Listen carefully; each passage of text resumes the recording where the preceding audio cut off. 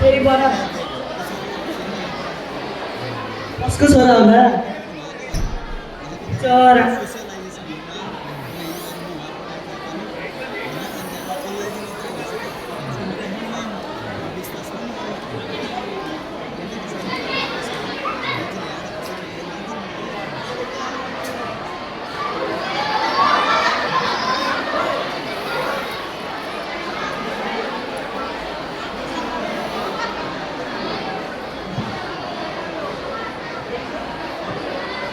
अब मलाई थाहा छ यिनीहरूले ब्रह्माजीको सृजनालाई मसान घाटमा लगेर पोल्ने छन्, खरानी बनाउने छन्, अनि त्यसपछि पत्रिकामा छाप्ने छन्।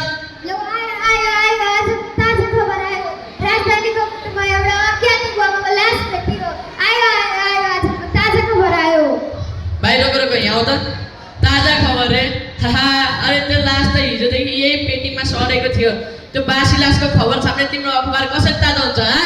चुप लाग्नुस्। लो आयो आयो आयो आजको बासी खबर। हाहा, ए भाइ रिसाएको पर्खाना चुरोट खान्छौ?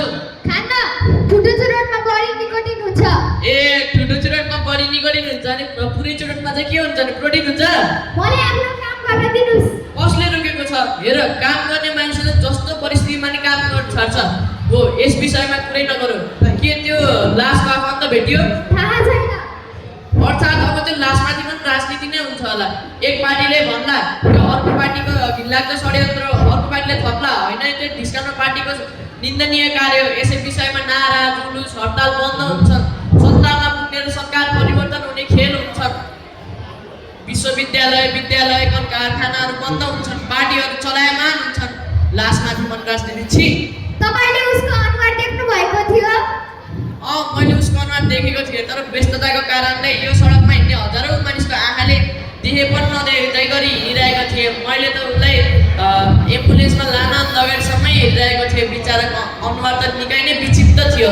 सायद कुनै आफन्तले भेट्दैन होला। अब भेटे पनि के काम? किन? अहिले त ऊ सरकारी निःशुल्क दाउरासँग खरानी भइसक्यो होला। बिचरा युवै थियो, राष्ट्र र आमालाई केही गर्नु सक्थ्यो के अरे? लो आयो आयो आयो आजको ताजा खबर आयो। लासले यति हुनु पर्यो खै त नि लास। सुन्नुहोस् त, अघि बिहान एउटा युवाको लास भेटाएको ठाउँ यही हो। हो, किन? लास कस्तो थियो नि? जस्तो हुनु पर्ने त्यस्तै थियो। लास कस्तो हुन्छ? अचेत, हिउँ जस्तो चिसो, श्वासमित द डर्कनमित। पोसाक लगाएको थियो। आजकलको युवाले लगाउने खालको सर्ट प्यान्ट लगाएको थियो। सर्ट चाहिँ सेतो र प्यान्ट चाहिँ कालो थियो हो। मैले प्यान्ट त ख्याल गर्न त सर्ट चाहिँ सेतै थियो। सेतो सर्ट भनेपछि त्यो पक्कै मेरो छोरो हुनुपर्छ। होइन, सेतोभन्दा मेरो सल्लाह हो त पक्कै मेरो छोरो नै हुनुपर्छ। के उसको नाक मेरो कालो कोठी पनि थियो? त्यो त थाहा छैन। उसको अनुहार निकै नै विचित्र थियो। त्यो पक्कै मेरो छोरो हुनुपर्छ। 2 दिन भयो घर फर्केर नआएको, आज संसार छोडेर गयो। ए मेरो छोरा नरेन्द्र। होइन, यो के तमासो हो? म त केही नि बुझिनँ। अब बुझ्नु नै के छ र? आमा चाहिँ भन्थे कि छोरा लागु बढाएर त खाएर हिँडिरहेको छ। कामको बेफुर्सदीले त्यतातिर मैले ध्यान नै दिन सकेन। आज आएर छोराले यस्तो गर्छ भन्ने मलाई पत्याएर पनि लागेन। ए मेरो छोरा नरेन्द्र। अरे ओ रात तू गाँव से लूट कर कहाँ चल गया रे बेटा? अरे पिता नुच्छे छागल हो ना? नुच्छे? हाम्रो नुच्छे यही बारेको हो। फेरि यो को नुच्छे? यो पत्रिकामा लेखेको मान्छे। ए त्यो तिम्रो छोरा पो? हिजोदेखि यही सडकको पेटीमा बस्दा कसैले आफ्नो आफन्त भन्ने कोही आएनन्। आज त गजबै हो बा। नहीं मैं तो तिम्रो छोरालाई मेरो नामलाई हो। होइन, त्यो नरेन्द्र हो। बाबु बाबु त्यो हाम्रो नुच्छे नै हो। उ पनि घरमा आएको 2 दिन भइसक्यो। ए नुच्छे दादा। सुन्नुहोस् त, यहाँ हाम्रो लाटमा परेको देख्यो? फेरि अर्को आफन्तको आगमन भयो। वा, संसारमा केवल 2वटा मान्छे मात्र राम्रो हुँदैछ। एउटा जो जन्मिँदै जन्मे होइन, अर्को मरिसकेको मान्छे। हिजोसम्म मैले त्यो लासलाई कति अभागी सोचेको थिएँ, तर आज म गलत भएँ। जसको 3वटा बाउ र एउटा आमा प्रकट भइसक्यो। आज थाहा छैन दिनभरिमा कतिवटा बा आमा प्रकट हुने हो। ओह, तिमीले हाम्रो लाटमा परेको देख्यौ? मरेको त देखेँ, तर त्यो मर्ने तिम्रो लाटपा हो कि ऊ त्यो दिदीको नुच्छे हो कि यी दाइहरूको नरेन्द्र र रामदयाल मध्ये को म त केही पत्ता लगाउनै सकिनँ। के त्यसको हातमा इन्जेक्सन जस्तो वस्तु थियो? उसको हातमा इन्जेक्सन जस्तो वस्तु मैले देखेको थिएँ। तर अचम्मको कुरा त्यो इन्जेक्सन लगाइसकेपछि चाहिँ ऊ कालो निलो परेर यही पेटीमा ढल्कै ढल्यो।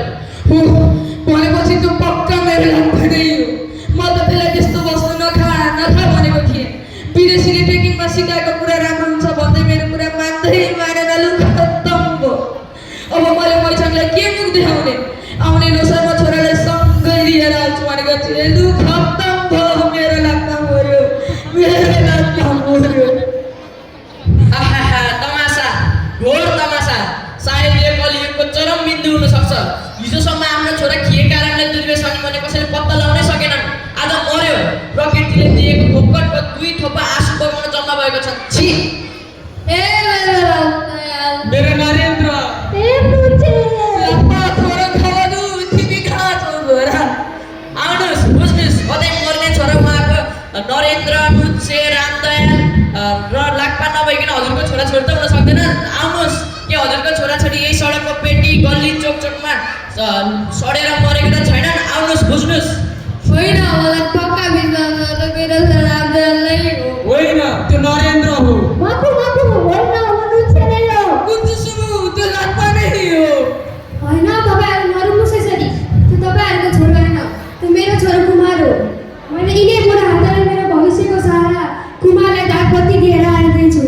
कुमार मेरो छोरो मैले कति धेरै मिठा सपना साचेर राखेको थिएँ सब बर्बाद भयो तिम्रो चिताको दाउरा झै सब खरानी भयो क्या कहा भनेपछि ऊ नरेन्द्र होइन अरे म त मेरो लुच्चे भनेर कस्तो डर लाग्यो उसो भए त हाम्रो लाक्पा होइन अघि ए टासिदिले पुग्छे टासिदिले काका नरुनुहोस् यसरी अब कुमार फर्केर आउँदैन मैले उसलाई धेरै पटक त्यस्तो कुरा नखा भनेको त्यस्तो कुरा खाने साथीहरूसँग नआड भनेको तर उसले मेरो कुरै सुनेन उल्टै मलाई तँले जिन्दगी बुझेकै छैनस् भन्थ्यो कति पटक त मैले उसलाई रोक्न नि खोजेको तर उसले मलाई भित्राउन खोज्यो तर चिन्ता नलिनुहोस् हामी छौँ नि हामी नि हजुरको छोरासँग नै हो पर्खनुहोस् जानु अन्त अगाडि कसैको आँसुको मूल्य बुझेर जानुहोस् अरूलाई खाने बाघले तपाईँले नै खान सक्छ भोलि अरूलाई पर्ने समस्या तपाईँले नै पर्न सक्छ देश नबने हामी कोही बन्दैनौँ यो देश कुनै एक व्यक्तिको मात्रै होइन यो देश सबैको तपाईँ हामी सबैको त्यसकारण सबैले आफ्नो सुख दुःख साथफेर गरी मिलेर बाँच्नुपर्छ मिलेर यो दुर्व्यसनीको समस्या समाधान गर्नुपर्छ यो दुर्व्यसनीको जडलाई एक मान्छेले मात्रै उठेन सक्दैन सबैले उठाउन सक्छ त्यसकारण हामी सबै मिलेर यो समस्याको समाधान गरौँ होइन भने भोलि यही सडकको पेटीमा हजुरको छोराछोरी भेटिने छन् मिलेर समस्याको समाधान गरौँ मिलेरै गरौँ ठीक भन्नु बाबा सन्तानको सुन्दर शिक्षाका लागि भन्ने म दिनरात खटिएँ तर मैले उसलाई समय दिनँ उसँग बसेर उसको पढाइको बारेमा कुरै गरिनँ ऊ कहाँ गयो के गर्यो भनेर कहिल्यै सोधखोज गरिनँ म त आफ्नै बैठक व्यवसाय भन्दै दौडधुप गरिरहेँ उसले मागे जति पैसा दिइरहे तर ऊ त धेरै पहिलादेखि नै दुर्व्यसनको शिकार भइसकेको रहेछ त्यसले आज मैले यो दिन भोग्नु पर्यो तपाईँहरू सबैलाई मेरो बिन्ती छ छिटै बुझ्नुहोस् आफ्नो छोराहरूलाई उपचार गर्नुहोस् आवश्यक परे सुधार्नेमा पनि लगाएर राख्नुहोस् तर ढिला नगर्नुहोस् नत्र सब थोक बर्बाद हुन्छ